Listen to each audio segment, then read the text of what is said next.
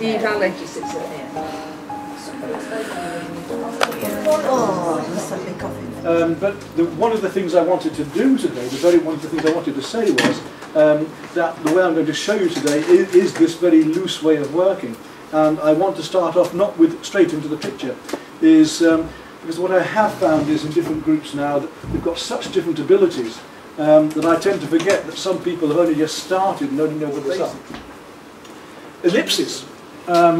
You know, just basic ellipses people forget about. An ellipse is never pointed at the end. So if we have a tube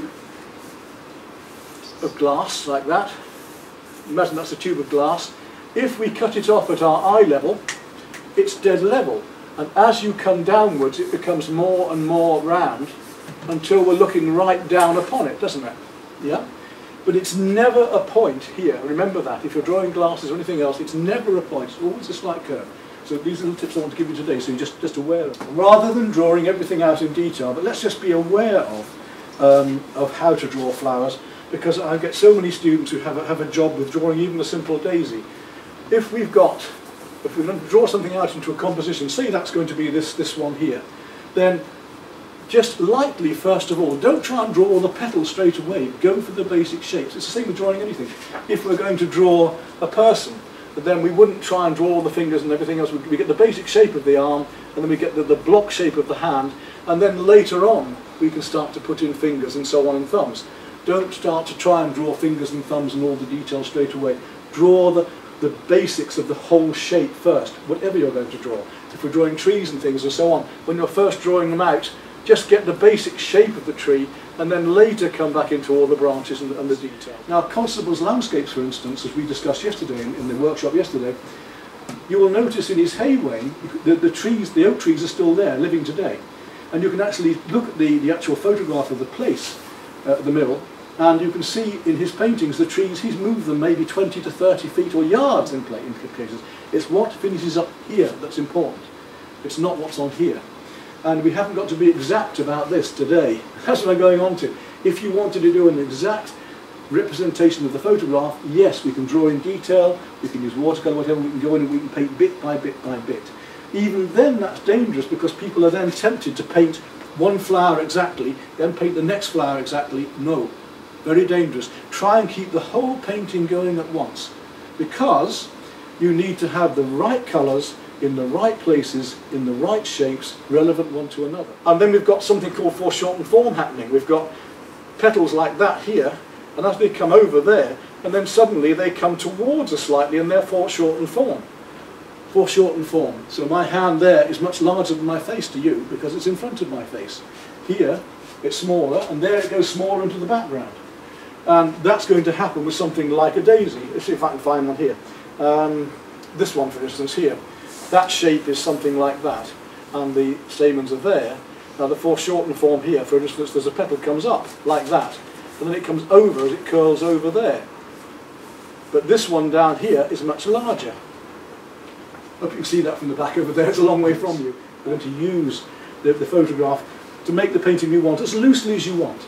Again, the old adage, if we start loose, we can finish tight. We can't start tight and finish loose. So we're going to start very loose. So I want you to start off then thinking about all of these different shapes. Just get the basic petal shapes, see where something's coming, make sure that the scale of things are right to what looks right on here. How big are these rose hips?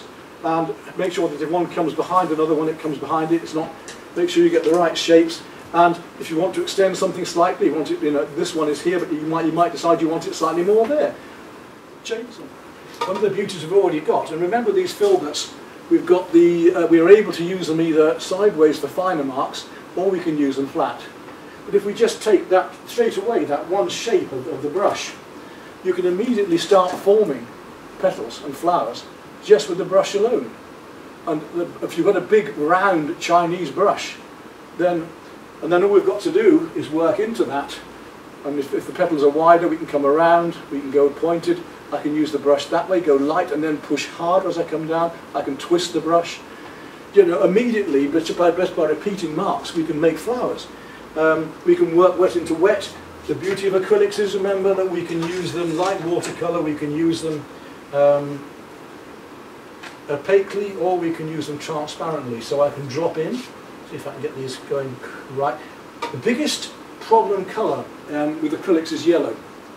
Let's just take this one for instance. So rather than draw those out, I can just paint those immediately in with the colour, almost straight off with the brush, and just point them up or straighten them out. I just go, the brush will almost give me that straight off. And while that's still wet, let's take a bit of orange now. I can then work wet into wet. I can bring that wet into there, and then with a few strokes we get a flower coming, just so quickly, so easily.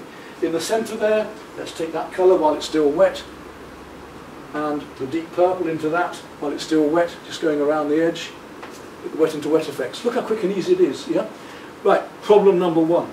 It's great painting oil paints over acrylics because oil paints are thicker and brighter and more stronger in colour and pigment. It's very difficult to get these bright colours with acrylics if you try painting over a darker acrylic.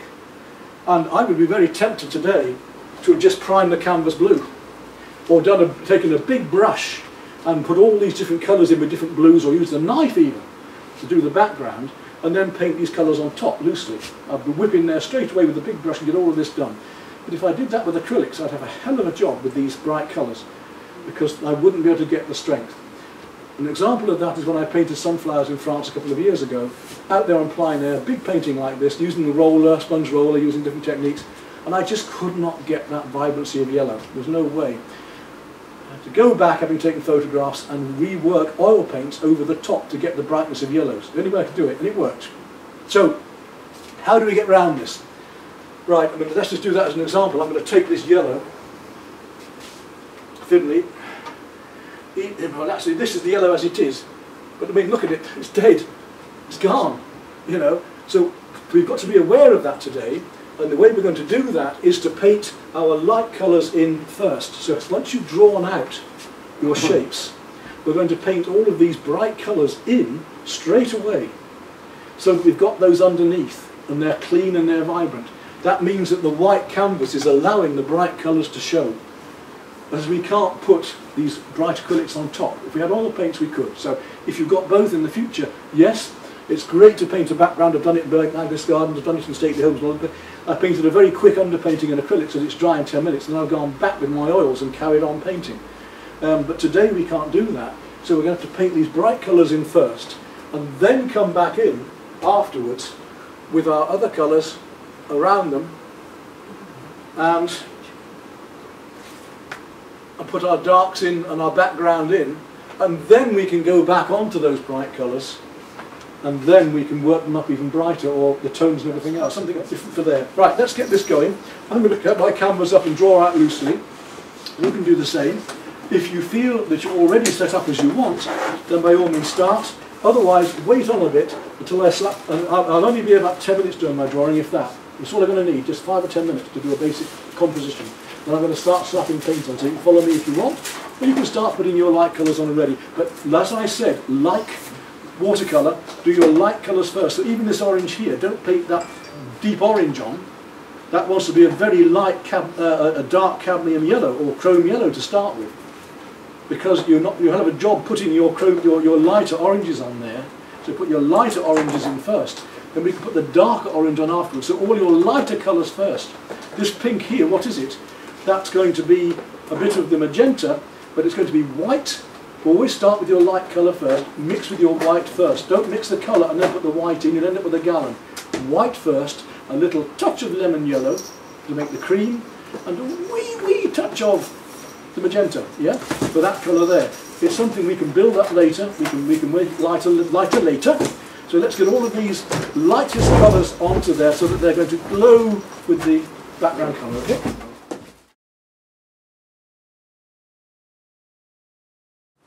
Right, very quick drawing then. Let's just see how we're going to fit these in and how I want them. I've got an area there, I've got this lovely pink flower down here, space of leaves and a pink flower here.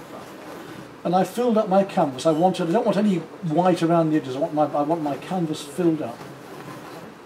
Right, that's it, my drawing. That's all I want, that's all I need. And I filled my canvas up. I wanted to get the thing flooding out of the canvas. I wanted it flooding out, yeah? Nice and loose. And all my basic shapes, I've moved things around a bit deliberately. I want to make use, I love these colours and patterns down here as much as the flowers, so I'm going to paint these probably as loosely as I am the flowers.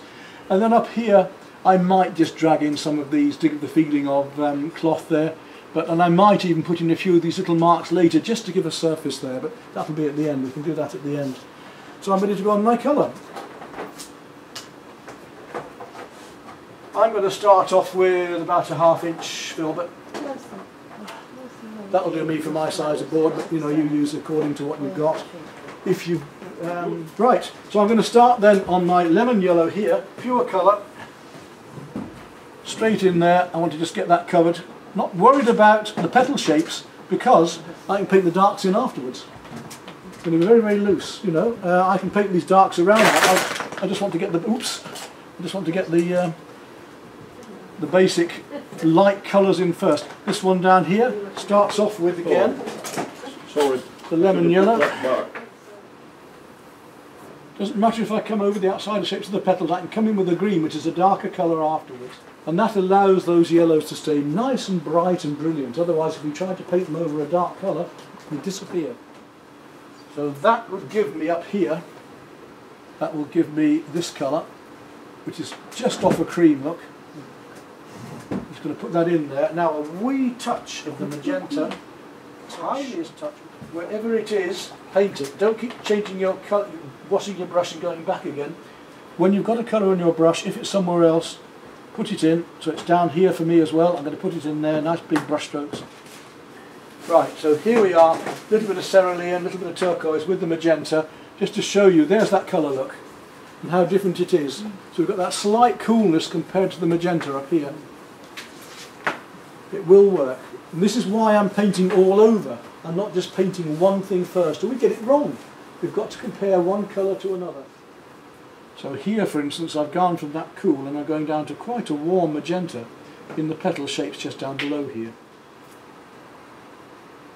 Now the greens here, we've got a lot of very light turquoise going on over the tops of these warmer greens. We've got a bluey turquoise green here, we've got a warmer sap green with a bit of chrome yellow coming into it down here. So be aware, a much deeper green here where we've got some ultramarine and a little bit of burnt sienna. You know, it comes from cool greens at the top through these yellowy greens down into the very deeper greens at the bottom. Make sure you get those different greens. Every single colour has a colour hue. Green has a bluey green, which is the cool end, or a browny green, which is the warm end. The yellows from the lemon yellow through to the orangey yellows have these different hues. Then I'm going to go yellower, so I'm going to add some of that cadmium or chrome yellow, it doesn't matter whichever you're going to be using. And I get this lovely yellowy green, look at that one you see compared to that. Just there. Peter, what colour is the red one at the right at the bottom? What colour have you put in? That bright red flower. This one? Yeah. That's gone towards a cadmium orange. If you use the deep yellow, your chrome or cadmium yellow, and a little bit of cadmium red will give you the oranges, the cadmium oranges. Make sure your marks are about what you're doing. So here, I know I've got these little daisy type petal shapes coming out. I've got to be aware of those edges when I paint this in now. Now I'm going to go back to my magentas again because I've got to get this much redder magenta pink going on. Right, my magentas then. And I can start to add a bit of cadmium red to my magentas to make things warmer. So I'm going to start with a basic magenta. And I've got to add a bit of white to it, otherwise it's not going to be strong enough. This is the trouble. Even the magentas are only just strong enough for me to work. Let's have a look at that up here now. Here we go. Really lovely, strong big petal shapes there. So I'm starting to work block petal shapes in now, and the paint is thick enough that I can just come across other. Can you just tell me that on the left-hand side, those two big, no, higher up, those, yes, what colours are they? Now, well, before I'd used magenta and a little touch of cerulean to get this colour, Yeah. and then I started off with the light colours here with white and a little touch of lemon yellow. Then I added a tiny touch of magenta just to give me the very light cream. Now I'm going on to almost pure magenta with white. I'm even starting to work some of my background colours in. I want some of this pattern that's down on the cloth behind. I want some of this pattern to be showing as part. Then I can come back to my cadmium oranges again. Before I put the red in, orange is the next one down. So a very light cream, cool cream, a little touch of lemon yellow into it, and it's lighter than you might think. I've got painting those in, and I'm going to fill in around them later with the darker colours. Almost at a stage where I can whip in my background, actually, my blue, to make it all stand out, and then things really start to happen. And then I can pick up on these lighter colours and try and bring them back. So we're painting along with Nancy today. Do you remember those old palette knife paintings, flower paintings she did, slabbing them on? But like the guy with the frizzy hair, he what's his name? Yep, it gets people painting. What does it matter? Now the opposite in the colour circle to yellow is purple. We use a bit more, especially around these. I'm going to put a bit of purple into this now, and then you can make your purple with your. If you haven't got a purple, you can use your ultramarine blue and your magenta, and that in the shadows here will help to really bring these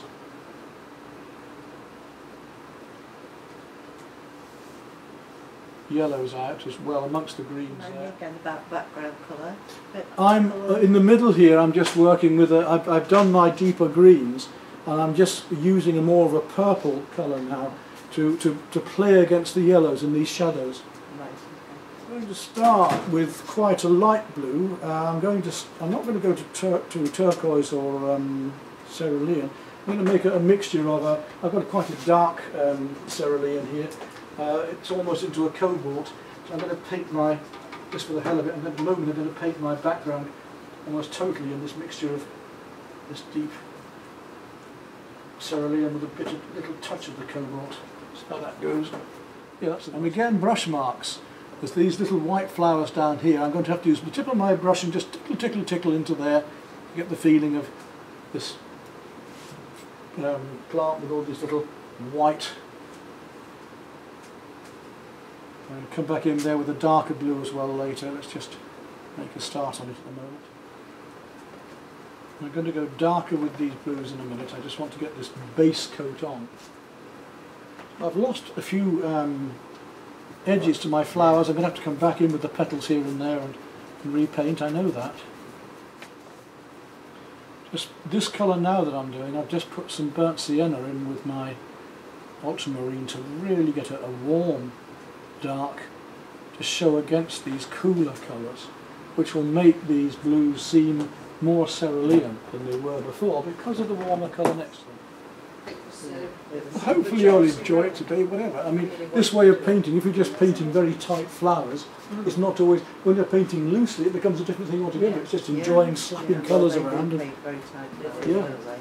you're not trying to paint a botanical illustration of them. It's just enjoying colour and being loose.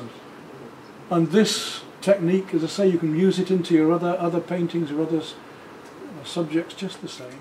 Right, so I've got my loose stage, my effective light done. Now I want to start on going down on the brush size, and I can start picking out details and colours, and you get that far today, you've done well really. But oh, some lovely pictures coming here, we're getting the idea of it. Yes, but you're all interpreting it in your own way, which is great.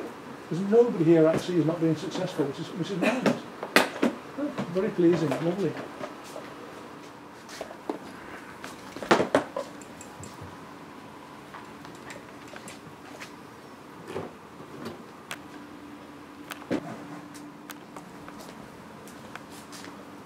You all right today? Well, not doing so badly.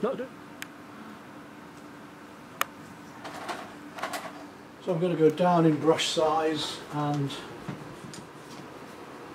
start to put some more of these details in. And it smells citrusy, you see. It doesn't smell like turpentine. That's right, sounds a good idea. Yeah. So you're now using a smaller brush in highlight? Yeah, I'm down to a 1/4 inch. Right. I just feel like I want to add a few just dots and dashes in the background to imitate these patterns on the cloth, just so I've got the other colour showing. she's so beautiful. Aileen, the card is done now. Have a little bit of your push and pull. Yeah, help yourself, that's right. You need to try it, absolutely, yeah.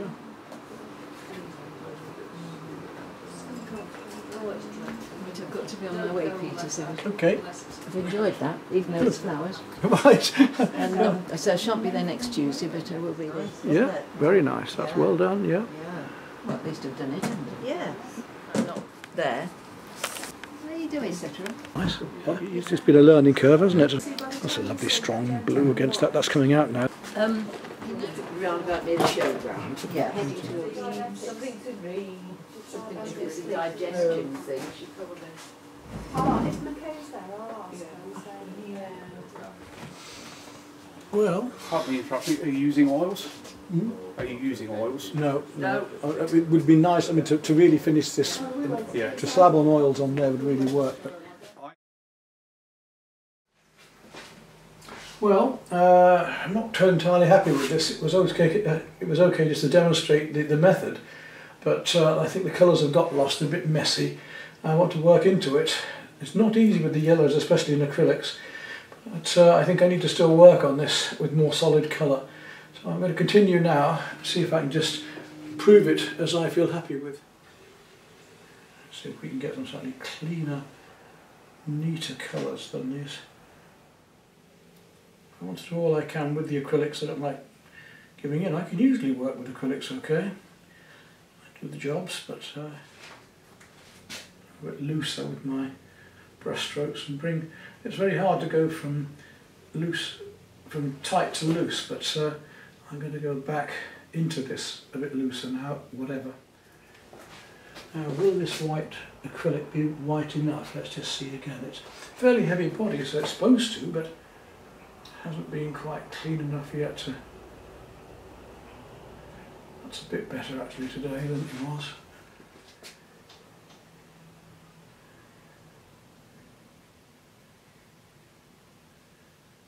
We can't, the yellows and acrylics just aren't making it for me.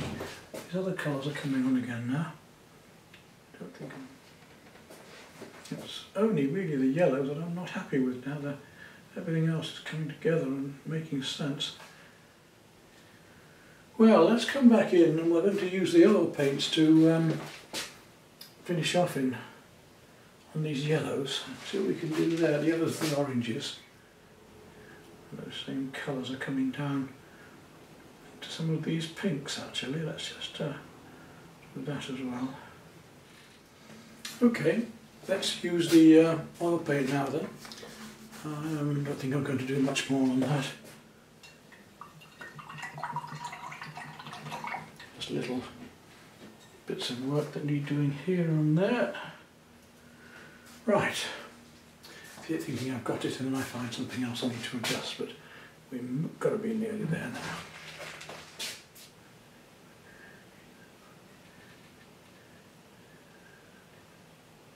Right, I'm going to use a few oil colours over it now, on the yellows and the oranges, just to try and give that vibrance and clean colour that I need, that I've almost got with the acrylics with the rest. See what we can do with the oil paints. If we can get them on any thicker and more creamy. Be a nicer, gooier paint. Let's see what happens then.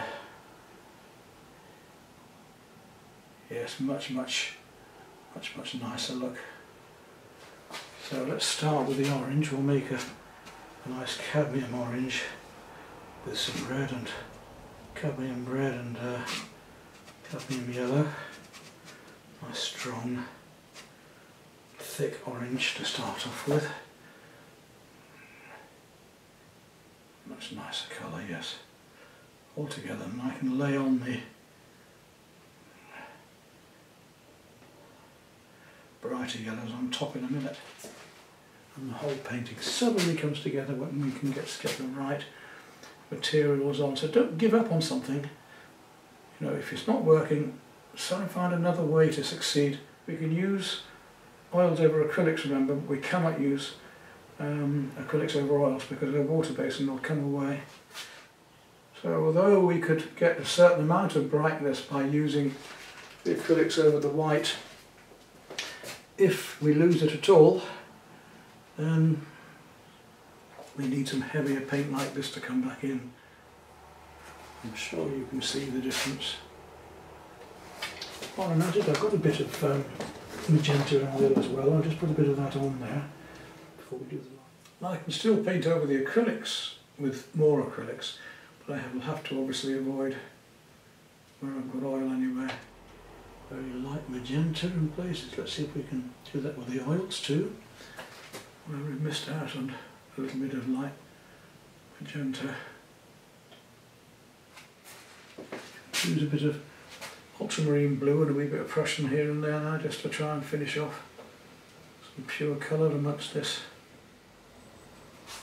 And there's a few bits of yellow mist here and there that might just help balance it. So.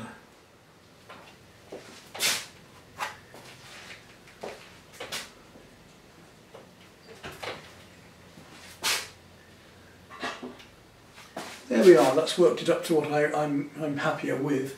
We've built up the acrylics again and softened down around the edge, and then brought out the yellows, which I couldn't get with those ordinary acrylics, with the oils, and the whites with the acrylics again. We've managed the whites, I didn't need to use the oils on those.